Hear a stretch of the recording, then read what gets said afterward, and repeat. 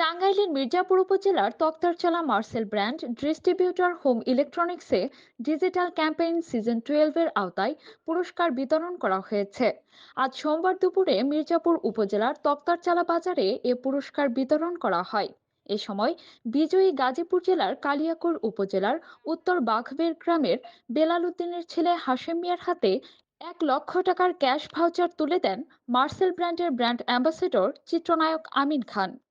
এ সময় উপস্থিত ছিলেন মার্সেল নর্থ ইনচার্জ কুদরতি খুদা সাফওয়ান, ডিএসএম তৈয়বুর রহমান তুষার, আরএসএম জাহিদ হাসান ও হাতীবান্ধা ইউনিয়নের সাবেক চেয়ারম্যান বীর মুক্তিযোদ্ধা গিয়াসউদ্দিন আহমেদ।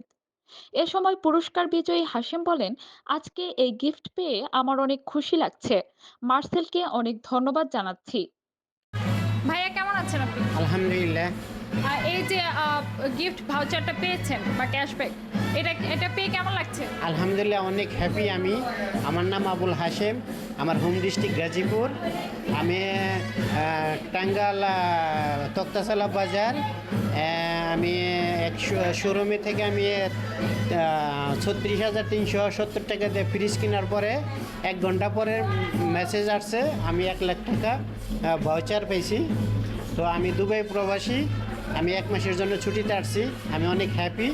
আমাকে চিত্রনায়ক আমিন খান আমাকে 1 লক্ষ টাকা ভাউচার আমাকে পুরস্কার করছে। আমি অনেক হ্যাপি আলহামদুলিল্লাহ। আপনারা সবাই মার্সেল কোম্পানির পণ্য কিনবেন, আপনারা 10 লাখ টাকা আরও বেশি বেশি পাবেন। তার মধ্যে আমি 1 লাখ টাকা পাচ্ছি, অনেক হ্যাপি আমি। আপনার কি বিশ্বাস ছিল যে আপনি টাকাটা পাবেন? না, আমি কোনোদিন বিশ্বাস করি নাই, বাট আলহামদুলিল্লাহ উপরাল্লাহ আছে, তার জন্য আমি অনেক হ্যাপি।